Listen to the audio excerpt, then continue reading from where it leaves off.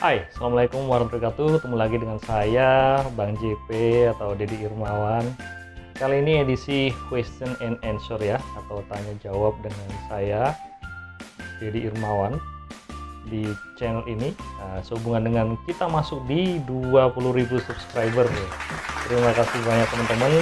Channel ini masuk di 20.000 subscriber karena menyajikan konten-konten yang lebih baik dan lebih update lagi. Untuk itu saya kemarin membuka pertanyaan bagaimana kalau saya buka question and answer ya, karena ternyata banyak sekali pertanyaan-pertanyaan yang masuk.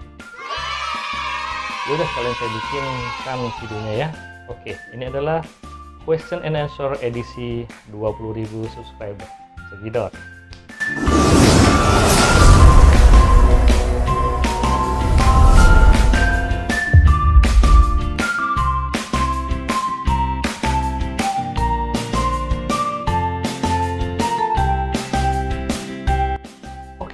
Baik, terima kasih sudah menunggu. Jangan lupa, bagi Anda yang baru bergabung di sini, Anda subscribe dulu, Anda cek video dulu yang lama, kemudian Anda klik like dan komen. Kita akan lanjutkan, yaitu di Facebook saya. Facebook saya ada yang menanyakan, Anda bisa lihat di sini nanti. 20.000 subscriber mau bikin video question and answer. Silahkan bertanya, Bang JP menjawab. Tanya di kolom komentar.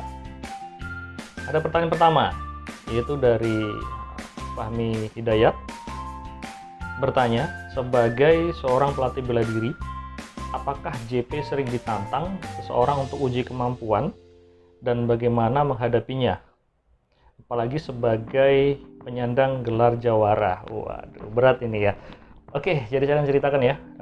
Gelar jawara penaga ini diberikan oleh perguruan silat saya khususnya.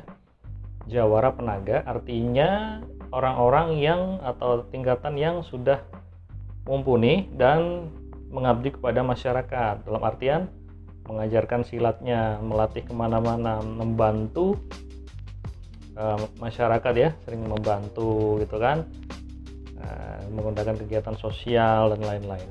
Nah, itu disebut jawara penaga.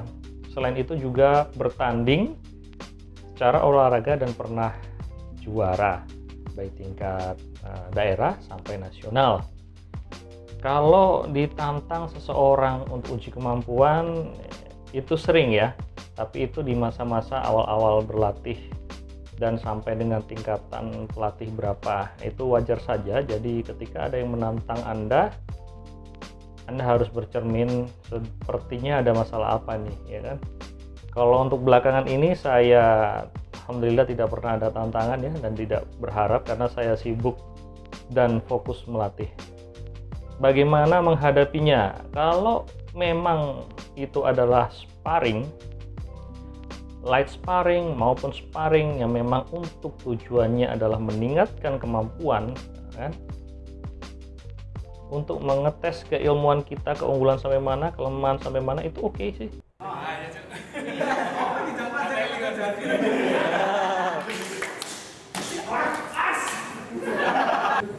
Ultraman.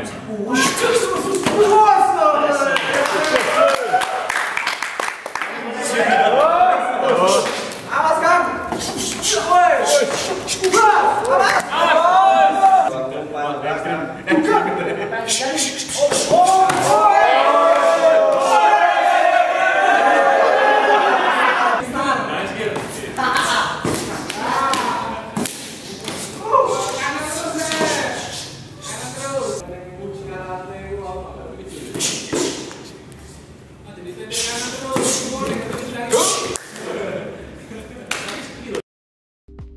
Udah biasa sih, jadi setiap latihan juga sparring sama yang lain-lain, perguruan lain juga sparring, nggak masalah.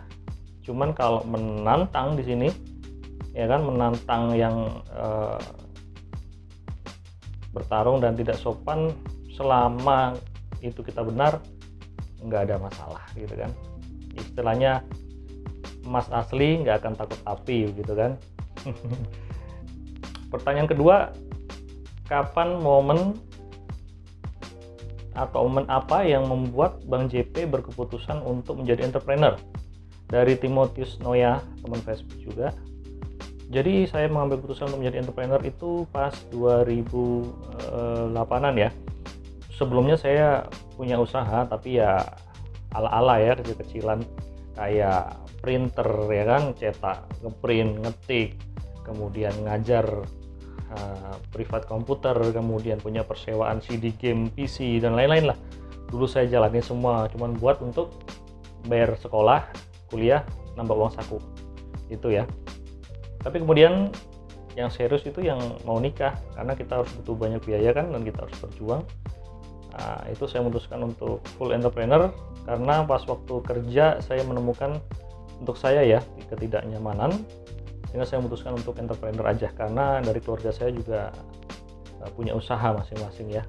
Jadi saya lebih nyaman di lingkungan yang usaha itu. Namun setiap orang beda-beda. Nah, ini adalah pilihan saya. Karena lingkungan saya dari kecil sampai besar itu pengusaha, dibesarkan di lingkungan seperti itu. Jadi saya entrepreneur aja dah. Nomor 2, rombak diri apa yang dirasa paling besar dalam perjalanan hidup Bang JP? Oke. Yang dirasa paling besar ya, ada suatu titik balik di mana kita zaman kuliah itu bandel, nakal, dan segala macam ya. Ya berantem lah apa ya. Cuman setelah itu kita harus berubah kan, istilahnya setelah menemukan seseorang yang cocok sih berubah jadi baik karena persiapan untuk menikah. Jadi berjuang, gerak yang lurus-lurus aja dan menempuh masa depan. Oke, dari Tio Yorka, ini juga teman Facebook. Yang pertama adalah, apa yang sering menjadi godaan terbesar Gurunda saat menjadi public influencer? Waduh, saya belum jadi public influencer, tapi kalau ada yang merasa begitu ya silahkan. Public influencer itu kalau dia punya masa ya jutaan atau berapa. Saya masih baru 20.000 sebesar Republik apa kemarin? Nah, ini nanti saya tulis di sini lah. Nah, Republik itulah. 20.000 itu rakyatnya segitu. Republik itu. Godaan terbesar ya di 20.000 subscriber ini atau di pengikut Islam yang lain atau di dunia bela diri adalah pujian ya. Banyak orang tahu, banyak orang kenal, itu yang berbahaya adalah pujian. Ketika kita tidak bisa menghadapi pujian dengan semestinya, maka kita akan terbuai dan kita bisa jatuh karena itu. Banyak sekali contohnya. Oleh karena itu, manage pujian itu dengan baik. Cukup kembalikan. Ketika ada yang memuji Anda, bilang aja terima kasih, doakan kembali seperti itu. Karena itu sangat-sangat bahaya sekali. Pujian adalah bentuk penghargaan kepada kita, namun kita harus memanfaatkan atau menerima sewajarnya. Ya, dengan mendoakan kembali dan mensupport siapa yang memuji kita, bukan malah meninggikan hati atau memamerkan bentuk-bentuk lain gitu. Terus kemudian kita juga mempunyai kuasa untuk bersuara, kuasa untuk mempengaruhi orang. Itu juga bahaya karena ada kekuasaan di situ. Anda bisa mempengaruhi orang untuk melakukan ini, melakukan itu. Nah, kan? Seperti yang kita tahu, banyak influencer yang lebih ngetop. Itu bahaya dan bisa berbalik kalau kita nggak bisa handle. Saya belum merasa public influencer, saya hanya berbagi ide-ide aja sama model-model latihan saya. Nomor 2, pernahkah Gurunda menghadapi situasi pertarungan nyata yang membuat ilmu Gurunda itu menjadi bermanfaat? Salam hormat Gurunda, salam hormat balik Mas Tio Yorka. Pertanyaan yang bagus. Ya, saya pernah menghadapi berkali-kali dalam pertarungan nyata ya. Berkali-kali dan banyak hal yang terjadi. Cuman saya tidak bisa cerita karena itu adalah sudah lama ya, masa lalu. Intinya adalah teknik saya terpakai dan ya itu tadi yang lama ya sudah biarlah berlalu karena menimbulkan banyak citra dan segala macam bagi lawan saya, jadi saya nggak mau buka lagi deh. Akhirnya ntar orangnya nonton sini nyari saya. Dia udah kuat, dia udah banyak ini masanya. Tapi apa yang sudah terjadi dalam pertarungan itu saya pastikan semuanya sudah selesai, tidak ada dendam dan insya Allah nggak ada masalah sampai sekarang ya. Dari selanjutnya Akid Syahrul Huda, bagaimana cara menghadapi istri yang lagi ngambek ala Jawara.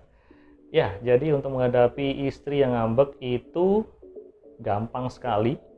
Pertama harus tahu penyebabnya apa. Yang kedua yaitu bawakan makanan, ya kan? Tapi tetap yang pertama itu dia ngambeknya karena apa?